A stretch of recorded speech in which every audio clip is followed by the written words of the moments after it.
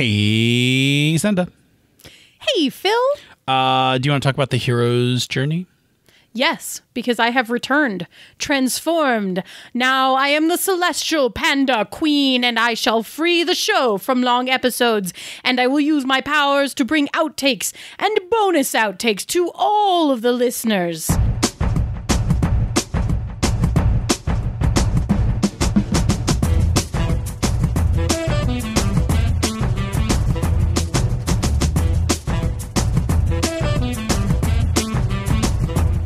And welcome to another episode of Panda's Talking Games. I'm one of your hosts, Phil.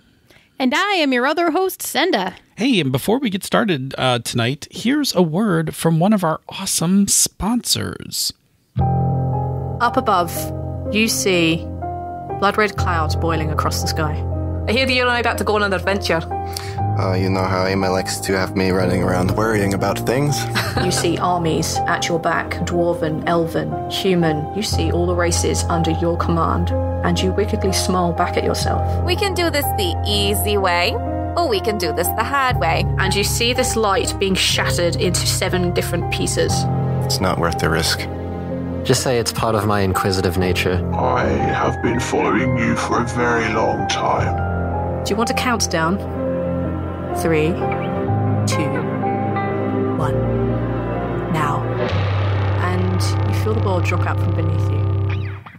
The Lucky Die Podcast is a weekly 5e Dungeons & Dragons actual play podcast. Join our adventure every Monday wherever you download podcasts by searching for The Lucky Die. So for tonight's topic, Dave asked, the hero's journey story is a very effective and satisfying storytelling technique in popular media.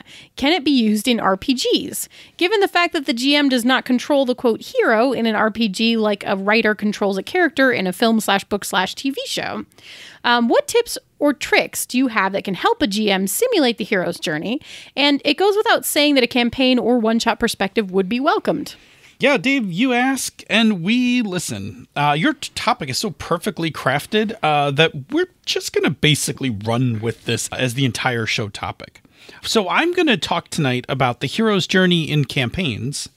And I'm going to talk about them in one-shots. But first, Phil, can you define for us the hero's journey? Yeah, the hero's journey is a classic story structure which was named by Joseph Campbell in 1949.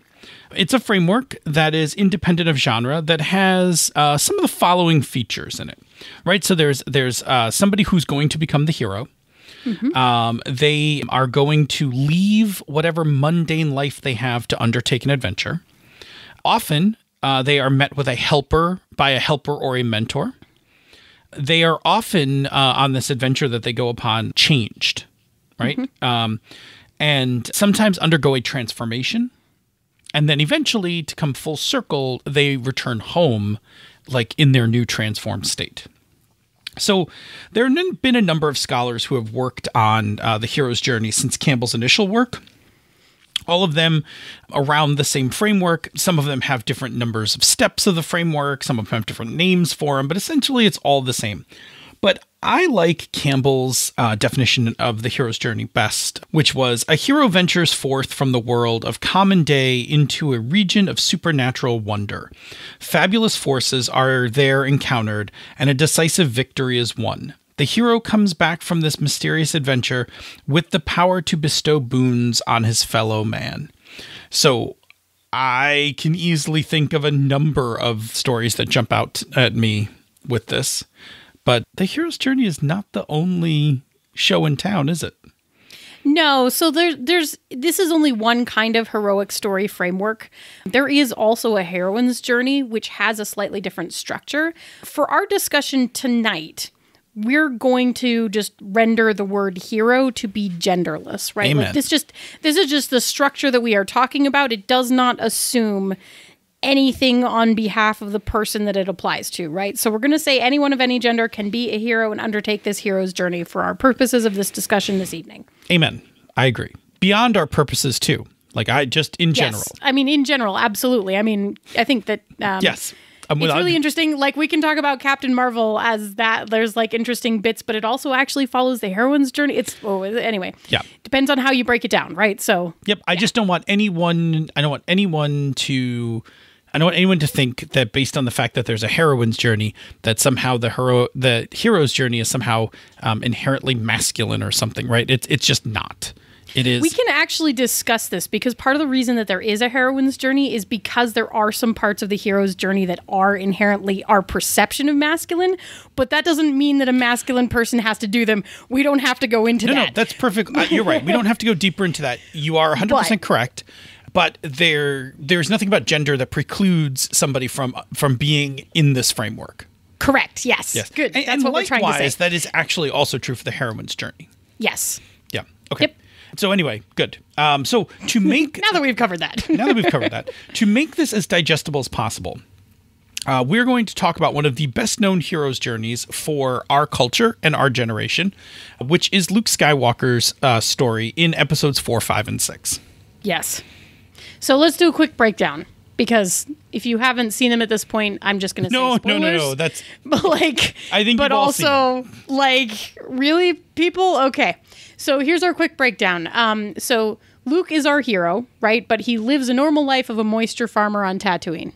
Yep, that's his mundane life, right? That is mundane life. He receives the call for adventure when he finds the message from Princess Leia and seeks out Ben Kenobi. Cool. Right. He goes on an adventure leaving Tatooine and he destroys the Death Star, right? He eventually finds a mentor in Yoda who teaches him the ways of the Force. He faces Vader at Bespin and loses his hand, which is one transformation moment, right? He returns to Tatooine as a Jedi Knight to free Han and his friends, now displaying new powers and combat skills like a completed transformation, right? And then he eventually faces Vader and the Emperor and triumphs. Yep. So, and truthfully, Obi-Wan Kenobi is also like a mentor along the way. Right? He kind of is, but they get rid of him really quickly. They use him as part of the call to adventure. Yes, because he's able to get Luke. He gets Luke started, right? He gives Luke the lightsaber. He gets him off the planet, right? Yeah. But really, you're correct. Like the time on Dagobah is really where Luke undergoes, from barely being able to get the lightsaber out of the snow to like actually doing some cool shit by the time he gets to Bespin. Yep. Okay. Cool. Yep. All right, so now, just keep that in mind, because when we need any references tonight about the hero's journey, we're going to go back to Star Wars.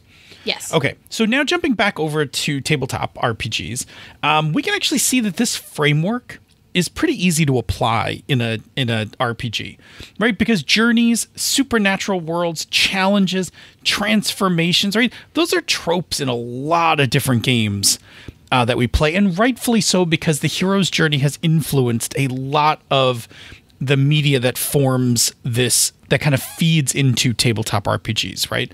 Yeah. A lot of Appendix N, right, is a lot of hero's journey. Yeah. Right? So there's no doubt that these two things are intertwined. Yeah. Okay.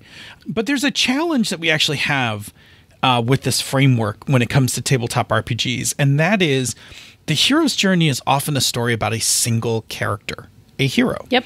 Where tabletop RPGs are often about a party or a group. Right. So one of the challenges that you then face is that you may have to apply this to a group, right? So if we go back to Star Wars, Luke is the single hero, and the other characters are not on a hero's journey. They have their own arcs, they have their own goals, but they're not on hero's journey paths, right? So one of the things you have to figure out if you want to do a hero's journey in your game is this going to be for one of the characters, or is this going to be for the group, right?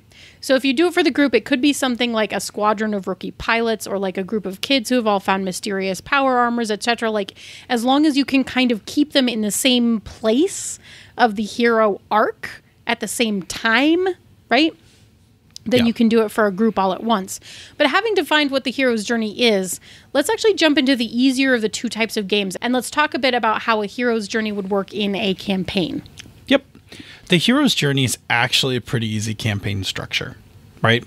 I mean, honestly, if you go to Wikipedia, there's like a graphic of the hero's journey that literally is your campaign arc, Yeah, like here's a structure.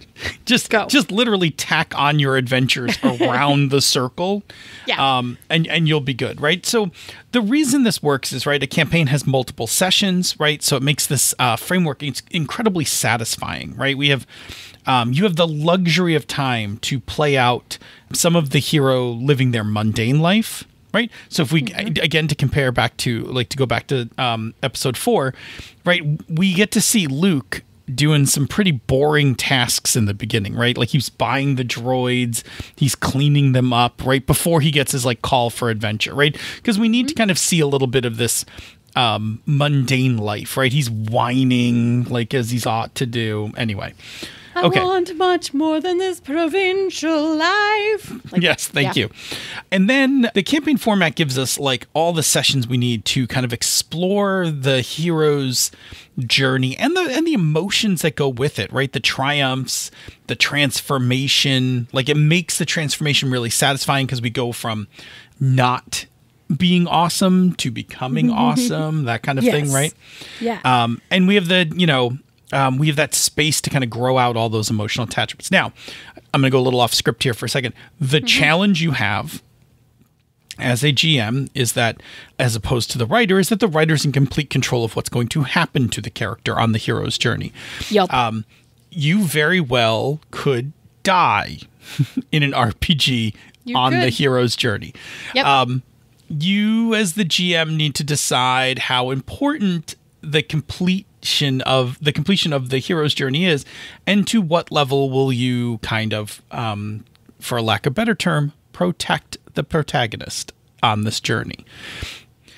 If you're playing something like DCC, like you can go on a hero's journey, you may or may not make it. But in another game, you might sculpt that a bit more, right? Like you might have ways to make sure that if they're defeated in combat, they don't die, and et cetera, right? Yeah. Okay, cool. Anyway, that was a little sidebar thing because that is just one of those pitfalls about it. But getting back on topic. Right. Well, I mean, so this ties into that, right? Because games that are going to be good for this one are ones that have level advancement, but also they tend to be the kind of games where like it's intended and expected that you survive, right? So like when we talk about like 5th edition D&D, right? Would be a game that would work well for the hero's journey because you've got lower levels to define the more mundane hero who grows more powerful as they increase in levels, right? So you go from like, dancing lights to fireball. That's big. Yep, absolutely. But where this doesn't necessarily work in some of our more modern games is something like Fate, right? Where characters start out fully competent. Right? Yeah. Because you can't start mundane and then work out of it. Or like even if we break out of like fantasy as a genre or anything like that, like if you start talking about Headspace and a lot of the Powered by the Apocalypse games, they don't lend themselves to a hero's journey because you have an assumed level of competency walking in, right? Yeah. So, I mean, there are some that certainly do, right? Dungeon World would do Headspace. it, but Headspace won't. Right. So it's a... Right, and some people might say that you could hack Fate to do the hero's journey. You absolutely can hack it, but we're talking about out of the box, right? Sure, out of the box, these characters come very competent. Yep. So it's all of those things. So, as we mentioned before, what we need to do in our session 0 is, as we're setting up this campaign, is to decide who is going to be the hero or heroes, right? Yes. So we have to have that discussion right up front and make that decision. And then once that's set, and maybe you even want to set during that, you may even want to set in session 0, like how you're going to kind of protect the hero, especially at the more fragile stages. So maybe you're not going to, maybe you're modifying death saves, or maybe it's nobody dies, you just get captured. Like it'll like nobody dies, it just gets worse.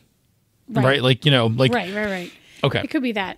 I have to just insert one more thing, which I'm just going to throw in here, which is that you can still play the hero's journey in games that don't mechanically advance you through the hero's journey. Like you can still play the story arc, but mechanically it won't be the like 0 to hero thing, because mechanically it just won't actually happen that way. Right. It doesn't mean you can't do it. Right. Because the transformation narratively without the transformation mechanically is less satisfying. Well, it depends on how emotional it is, right? Yeah, but I mean, there's a thing when you're the hero, like again, let's go back to... You want to gain like a cool special thing from doing it, which is where the leveling up comes in. I mean, think of Return of the Jedi when Luke returns to Tatooine, right? He leaves Tatooine as this moisture farmer following like this, crazy old guy, right? And a droid. And he returns as a full Jedi Knight. Right? And we see him force choke a Grimorian guard on his way in the door. He mind tricks the twilight. It's epic. But right. I mean, all I'm saying is like, it came to mind because I wanted to make it clear, like, I don't actually play that much D&D. And the thing that happens with a lot of games where you have to level up is they tend to get pretty mechanical to achieve that kind of level up thing. And I don't want it to sound like you can't do this with a more story-based game, because you absolutely can. You can to some degree, right? I will see that point. I will say that things like unlocking moves can get you there. Yeah. But again, if you're not really undergoing the transformation, are you really undergoing a hero's journey? Well, so the thing is, like, if you say you were playing Fate Accelerated, right? Sure. And you wanted to play Star Wars The Arc, what it means is then me as a GM, when Luke comes out of that situation, like when he's gone through training, maybe I give him some special stuff or something. Well, right? then you just mechanically change the character. Mechanically, I've just changed the game, which is not the out of the box part. But I wanted to make it clear, right? But like, you're doing the mechanical transformation. Exactly. You can, but all I'm saying is you can still do it. Okay. So to sum up, I think what you're saying is if a game doesn't have a leveling mechanic and you want to do a mechanical transformation, yes, you can add on things to the character. So for instance, if we were playing Fate Accelerated, maybe after Dagobah, I tell the player, first of all, here is a index card with a couple new stunts that you can do, which are force-based stunts that you can do. And on top of that, go ahead and change your aspect to Jedi Knight in training. Yeah. Or like what happened in my last Star Wars game that I just played last week on Thursday is a bunch of stormtroopers went into a wild situation. One of them drank some like strange Quicksilver bantha blood stuff, maybe? And then now she has force powers. Are you right? Like Are you saying they drank some sort of midichlorians or something? Is that nonsense being propagated in your game? We have X-carded midichlorians. They are not allowed at the table. I'm just saying, if you drank something and got force powers, No. All right. Anyway, let's get back to... It was magic. It was planet force magic. All right. Space magic indeed. All right. Let's get back to work here. Anyway, all right. Yes. So I'm just saying, Genesis. Okay. So, going back to this. At Session 0, you need to kind of set up who your heroes are. Yes. You are going to have to consider what mechanical transformations or additions you want to add on to the character. That is the thing. Yep. The hero's journey itself is a story arc. Right? Yes. And it should be run as a story arc. And I'm not going to go into any tips here on story arcs because their structure, their pacing, and all of that has been covered, I think, the best we ever did it in Arc of the Misdirected Mark episode 241, which I think is an exceptional it's a very good one. Review of arcs. Mm-hmm. Okay. And then the last thing you need to consider, and you don't have to consider it at Session 0, you can make this decision in the middle of the game, but you do need to decide... when the hero's journey arc ends, is the campaign over? Yeah. Or are you going to like finish this arc and have a new arc that's not a hero's journey? Yeah. So that's also a consideration. Again, you don't have to solve that at Session 0. You can play halfway through. You can play 3/4 of the way through. You can play almost all the way to the end of the arc before you have to make that decision. But you got to make that decision at some point. Correct. Okay. Yep. All in all, the hero's journey is actually a pretty easy structure to implement for a campaign. Yep. Where things get tricky is when we get into one-shots. It's true. It gets trickier because you don't have multiple sessions to take a character or characters on this journey, right? So you have to play all of those different steps in whole or in part in one session, which, is probably between 2 to 4 hours, right? Mm-hmm. So... the important thing to think about when you're confronting this sort of situation is while you could try to jam the entire thing into 4 hours, right? Like you could try to go through that whole journey with a character or characters in that 4-hour slot. You're not going to have time to do that thing that we talked about last time where you let things breathe, right? To have the emotional depth and connection for that storyline to be really satisfying. And then on top of that, when we talk about changing or leveling up characters, that doesn't always happen as a one-shot, right? So sometimes you will lack the mechanical opportunity to transform the character as well. Although, interestingly, this ties into, like, last time one of the characters drank the wild space magic juice from the planet, and then now they have force powers. Like midichlorian They drink. added an actual, like, they got to put the force thing on their, Fantasy Flight Star Wars sheet. Sure.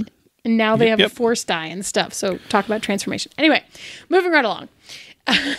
So our suggestion is that you probably don't want to do the hero's journey as a one-shot.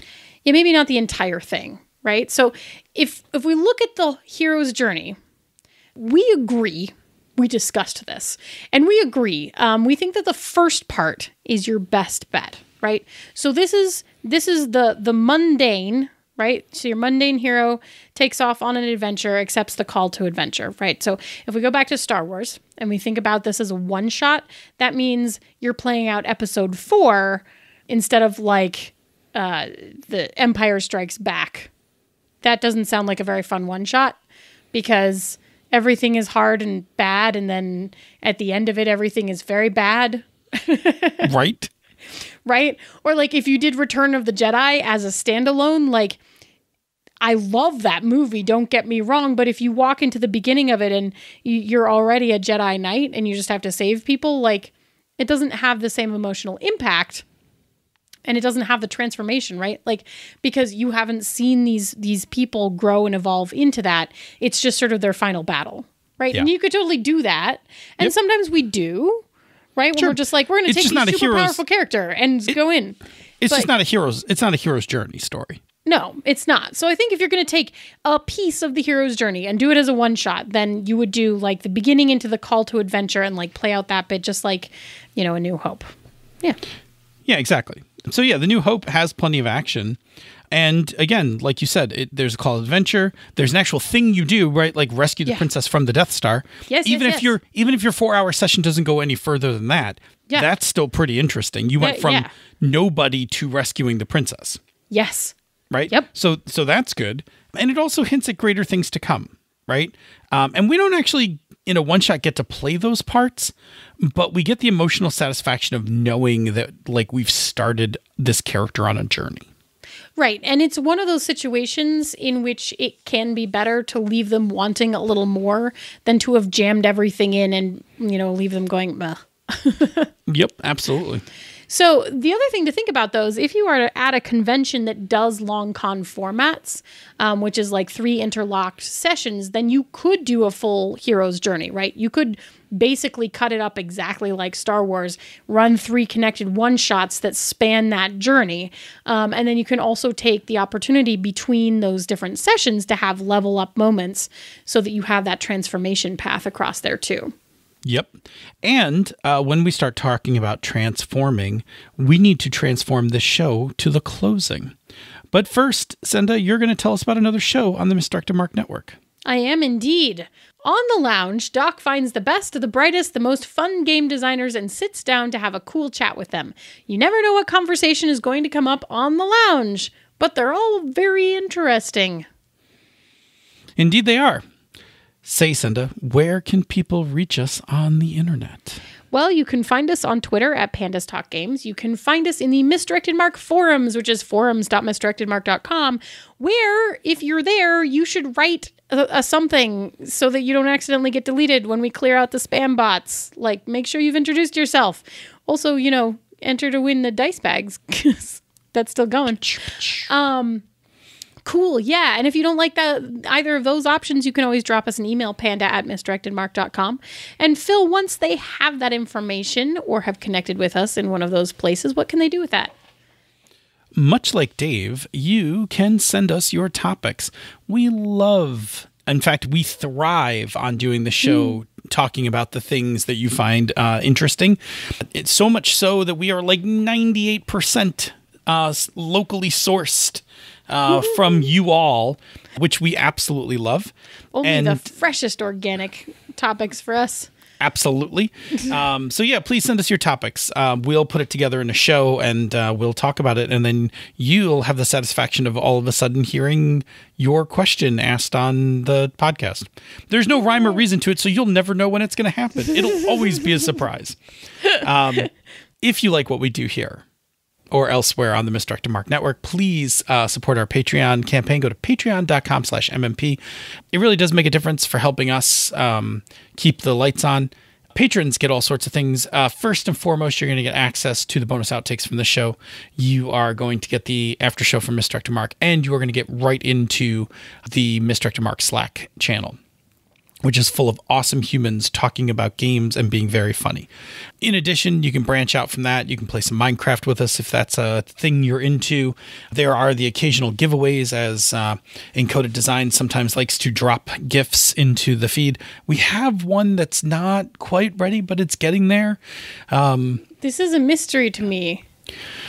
Oh, it's not. You've played it before, but it's a little game Bob has worked on that... we're going to release the print and play, I think, to all the patrons as a thank you because we love them all. Cool. And then in addition to that, you'll just be, connected with the rest of the Misdirected Mark family. I got to tell you, there's some pretty nice people out there. And to that point, we like to shout out some of their names each episode. And we have 3 such names we want to shout out. Senda, who are we talking to? Schmitty, the keeper of the labyrinth. Hi, Schmitty. Thank you. Hi, Schmitty. Steve Radebow, thank you so much. And Austin Lemke. Thank you so much, Austin. Indeed. Thank you. Thank you, all 3 of you, as well as all of our other patrons who keep everything that we're doing possible. So thank you. There's another thing you can do that also helps us immensely. It is a thing that helps us get seen. It is a thing that helps us get other listeners because truthfully, as you know, as faithful listeners of the show, if you start listening to us, you will fall in love with us and keep listening. But in order to do that, you have to be able to find us. And what is the way that helps people find us? Can I just, before I actually say this part, insert, that was such a hashtag humble brag, It's true. Seriously. Anyway, not humble at all of us, is it? Anyway, you can leave us a rating or review on Apple Podcasts or the podcatcher of your choice. No matter where you leave it, it will help people on that platform find us because that's how algorithms and stuff work. The only thing is if you don't leave it in the US Apple Podcast Store, then you should let us know about it because we really, really like reading them. But also there's so many places you could leave it. So that's cool. And actually on Apple, did you know you can rate individual episodes too? That's pretty cool. You can give us stars on individual. I like stars. Yeah, stars are great. Send them our way. The more, the merrier. I like being an A student with a gold star on my paper. And yes. You can give me stars. It's great. Say, Senda. Yeah. How are you going to set up a hero's journey in your next home game?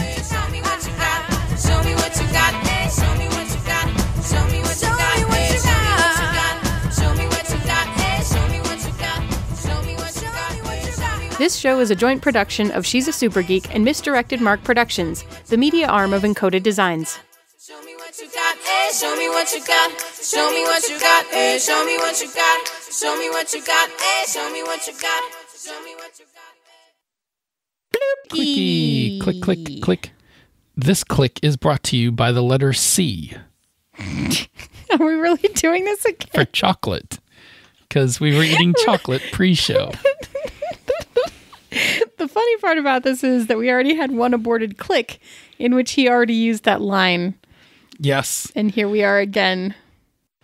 I finished reading Ancillary Justice, which was really good. I think I will eventually pick up Ancillary Sword, which I think is the next one, just because I like where the story went. Although, I read this one because it was source material for reading, for getting ready to run transit. Right. And the next one, now the character is not a ship anymore. Oh. And I'm like, I like this character. I like this character, but I like this character more when it was, part ship and part ancillary. I'm really interested to hear about transit because, like, there's this series of books that Anne McCaffrey wrote. The Ship Who, like, blah, blah, blah. Like, it's the Ship Who Sang and the Ship Who Something and the Ship Who Something, right? But they were really interesting because they were like a human ship. Well, I hope I'm remembering this correctly. It's been ages since I read them. But they were like a human and a ship, like symbiotic, like mind meld relationship. Interesting. That would be a cool thing. Yeah, this one's a little different. This one's a little different. This one is the ship is an AI. Yes, and it has to take care of its little NPC people. Well, and so it has its own humans called ancillaries, which are basically conquered people that they put implants in that the ship then takes over. Oh, interesting. So the ship basically runs the human forms, right? The ancillaries. So the ship is the ancillaries and it is the ship simultaneously. And there are like many ancillaries. Like there are ground troops, there are support people who like take care of the ship. They're the stewards and things that take care of the crew and all of that. And then there's the human crew. Oh, then there's an actual human crew? Oh, yeah. Okay. Yeah. I was like, so basically it functions as a hive mind. Yeah, it's funny because it doesn't act as a hive mind. The ancillaries don't have independent thought. Well, yeah, they function only on the ship thought. Yeah. they're an extension of the ship at all times. It's really an interesting story. Yeah, that's got some serious creep factor. Just a little bit clear. Yeah. Yeah. Anyway, and I mean cool. the planetary government that they're from is not like the greatest. Like it's not the best government. Got some issues. Got some serious moral issues. quandaries. Mm-hmm. Okay. Anyway, so I finished reading that. What are you reading?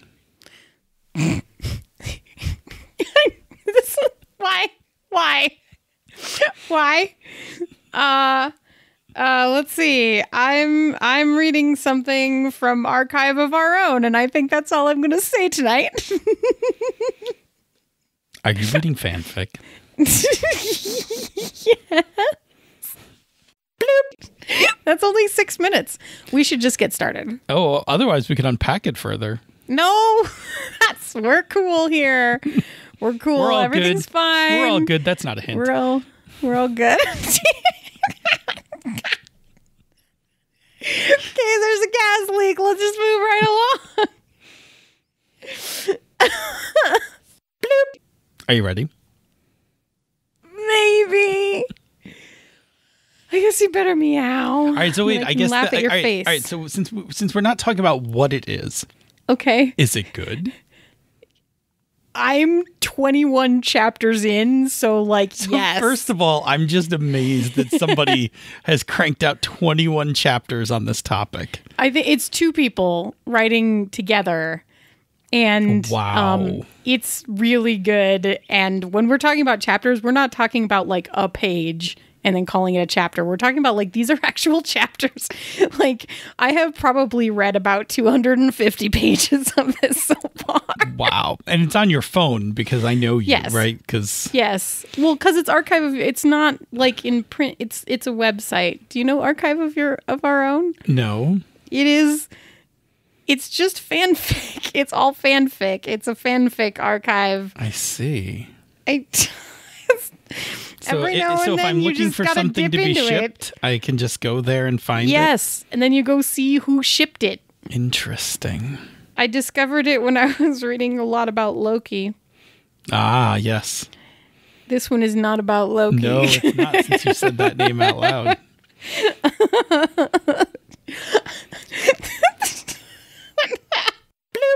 And I think we're ready to begin. That's not fair. I wasn't even looking up when you meowed. Yes, that was a good face. I appreciated it. Your eyes got all big. Meow. That face. Bloop. Lucky die, lucky die, lucky die goes here. Whoop.